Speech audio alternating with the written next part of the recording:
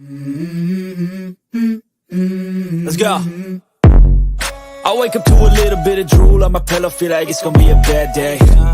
Yeah, I'm tired of shit, and the coffee ain't hit yet, damn, ain't that great. I don't wanna go to work, cause my boss is a jerk, and I'm not even that paid. I need a change in my life, cause I don't feel alive, and there's nothing that makes me happy. Hold my beer for a minute, I'm about to quit my job, cash in for a ticket. I'm going on a trip and I don't plan to visit. I'm gonna stay there till I feel like I'm winning, and this is just the beginning. I need a big change, help me feel like living. I need a big swing, home runs I'm hitting, and I'll never look back, moving on till I get it all. And we all got dreams, we all want things, but what you gonna do for it? How you gonna move for it? What you gonna be? And do you believe you can do anything? But what you gonna do for it? How you gonna move for it? What you gonna be?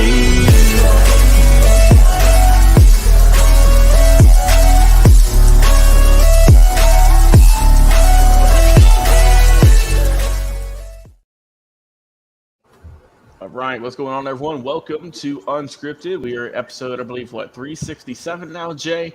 Man, it's been a long road, but we are glad to be here. Trying out some new stuff tonight. We'll see how it goes and obviously get feedback and whatnot, but going to do a little pre-record, so this is not live like we are used to, but I think we'll be fine, though. I think this is going to be something different, and I'm looking forward to it, man. But first off, Jay, how you doing tonight, my friend? I'm doing well. I'm not gonna lie to you, man. And I'm gonna talk about it more closed off, so I don't want to give that nugget away. But I am a little sad. You could be better. I'm sad. I'm sad. Let's just leave it at that. I'm sad. All right. Well, hey. But I hope that tomorrow will be better. But today I'm sad. I understand, my friend. Well, hey, if you guys enjoyed the episode, please like, comment, share, subscribe, and go live. Of course, Facebook, X.com, Unscripted guys right there. TikTok, YouTube, and Twitch, of course, all under the same banner, Unscripted Sports.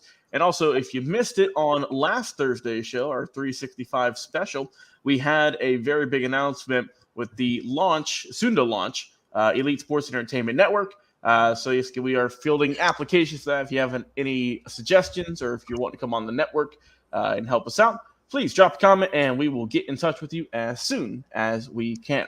Well, as Jay mentioned, we're not going to wait around. We're not going to beat around the bush. We're going to have our first Close to Home segment. Jay, let's get it rolling.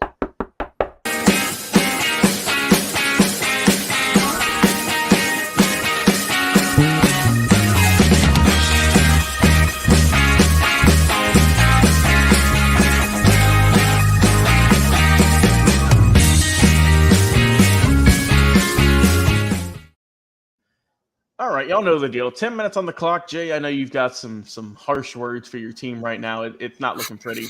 So go ahead and give your thoughts, my friend. Yeah, if there was ever a day to pick up a beer and pretend it never happened, today is one of those days. You know it's bad, and I've always seen other teams do this against the Astros, but you just know it's bad when Martin Maldonado comes out to the pitcher's mound to be your pitcher, and Yanier Diaz is your catcher. You just know that I never thought I would see a day where an Astros catcher would come out and be our pitcher. That's how you know it's just a bad day. I've seen other teams do it, but I've never seen us just throw in the towel and be, hey, I'm done. But I understand why Dusty did it. We'll get more on that here in a second. Let me go back just for a moment and give you this where we are now currently, which is our record is 72-57. We split the series with Boston, 2 games apiece. Detroit is up next, starting tomorrow on a 3-game series. And then I believe, unless I'm wrong, we should have the Yankees coming up fairly soon in that 3-game series as well. We are 1 game back officially of the Rangers. However, the Rangers do play the Twins tonight. So we'll either be a game and a half back or at just 1 game, I think, going in tomorrow. So we'll see how that plans out. But again, Seattle has the off day today. The Rangers, like I said, play the Twins tonight. JP France, Jesus.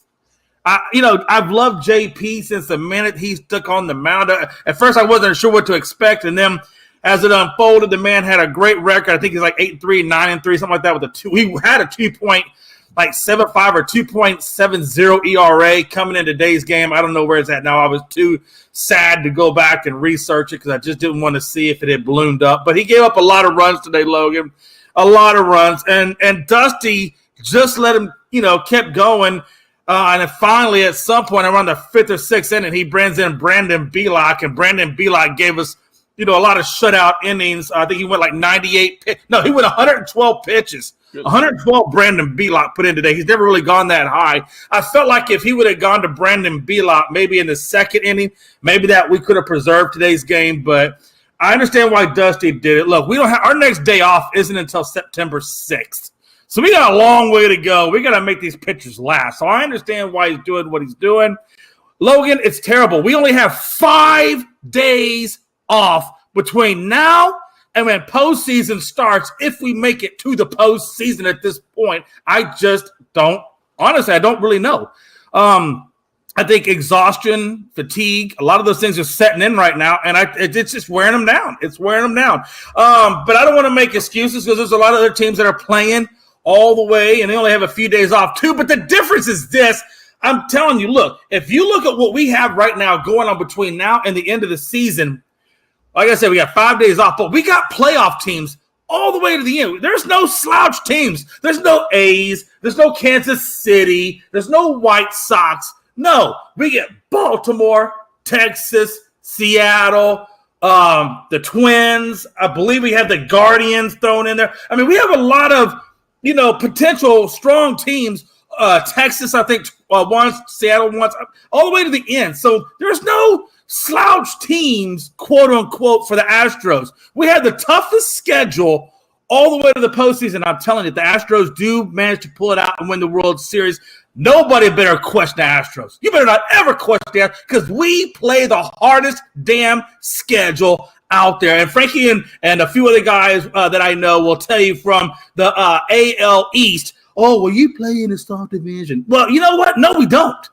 Go look at the top 5 teams in the AL. I guarantee you 3 out of the top 5 are from the AL West.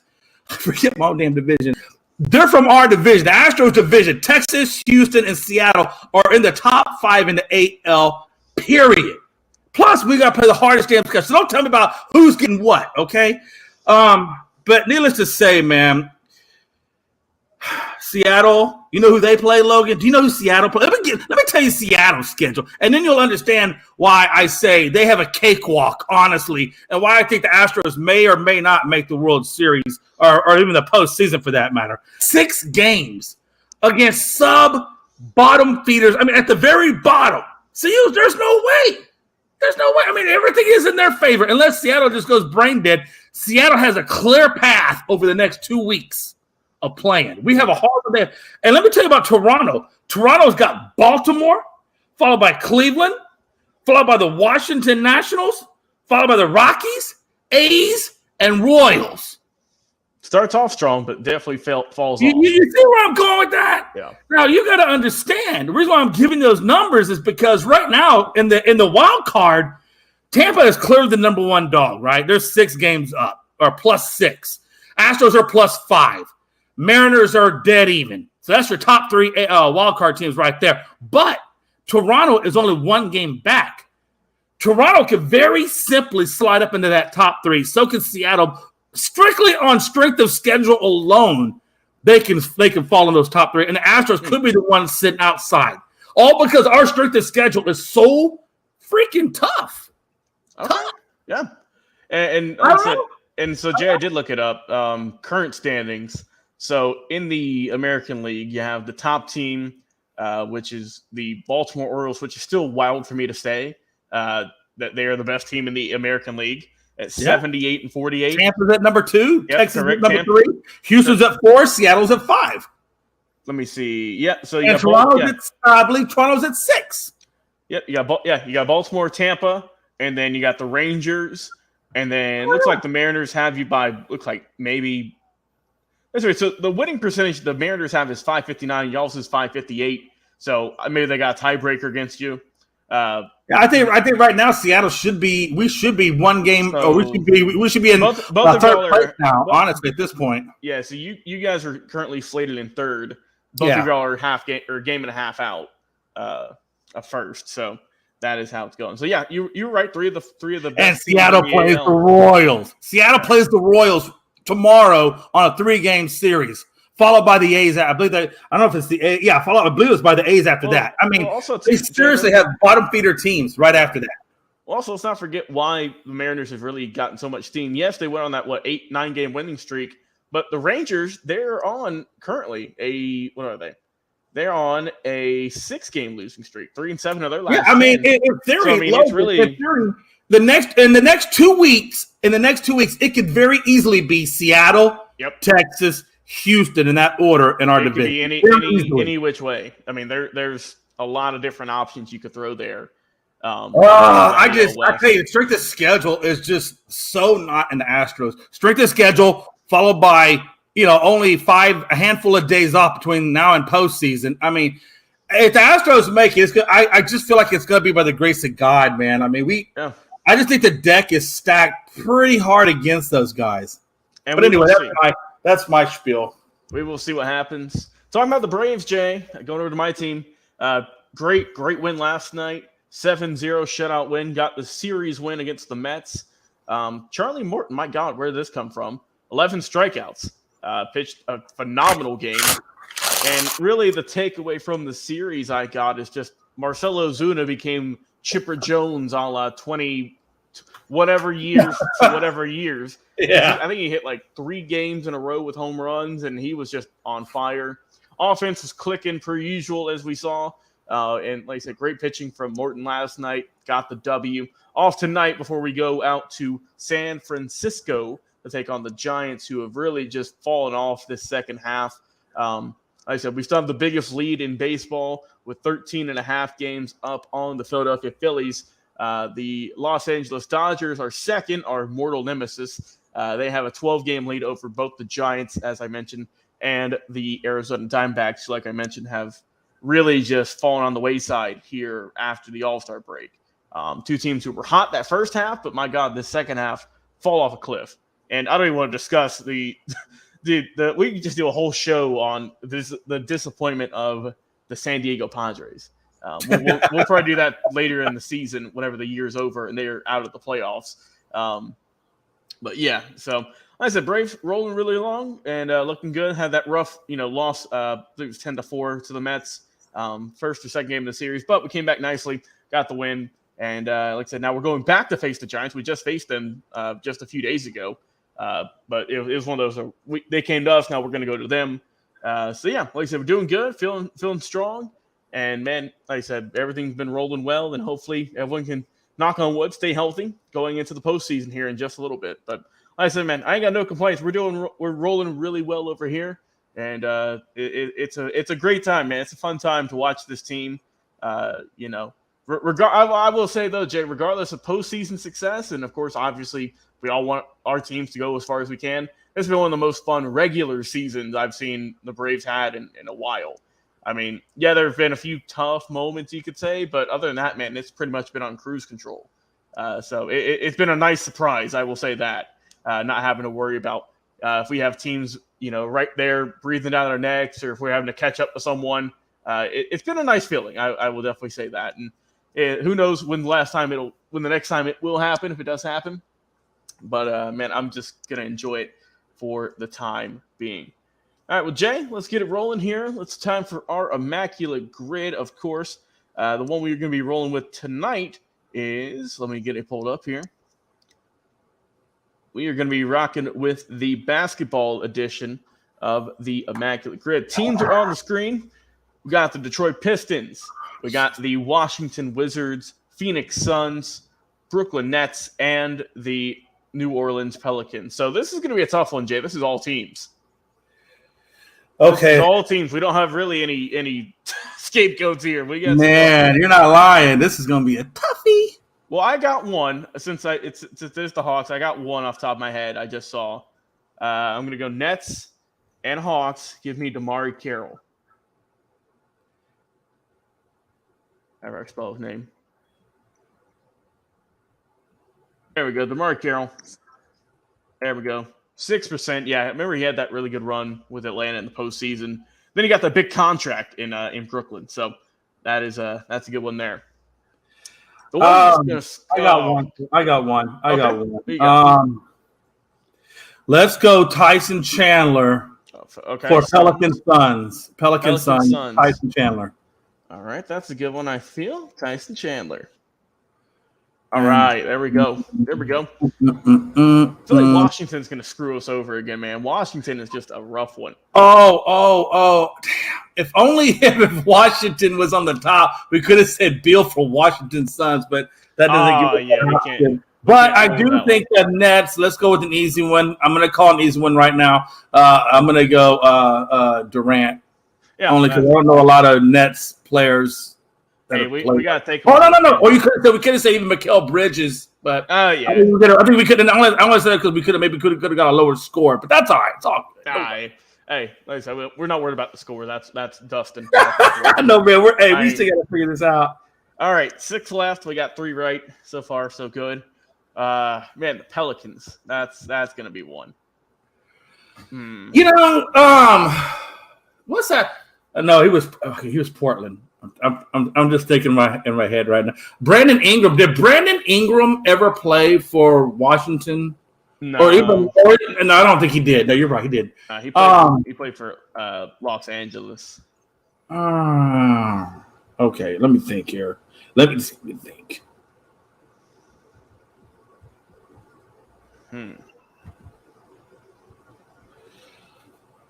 Because I'm trying to. I'm thinking more about the Pistons right now. Yeah. I think I'm going to go Josh. I think I'm going to go Josh Smith, Hawks, Pistons. Oh yeah, I think I feel that one. Because I remember Josh playing with the Hawks, and I'm almost sure he played with Detroit. In fact, I think he played with Detroit first, and then at some point later. No, he played with Atlanta, and then he went over to Detroit. Was it Atlanta first? Okay. Yeah. All right. Got that one knocked out. Got 5 left. Man, the Pelicans one is tough. That's Yeah, I'm. And it's odd just because I follow the Pelicans, but I don't know if I follow them as close as I should have followed them. No, yeah, I mean, I don't blame you. I don't blame you at all.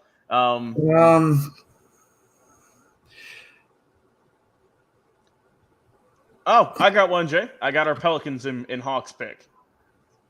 A guy who I honestly didn't even think of because it was COVID, I believe. Rajon Rondo. He played for the Hawks for a season. What? Ben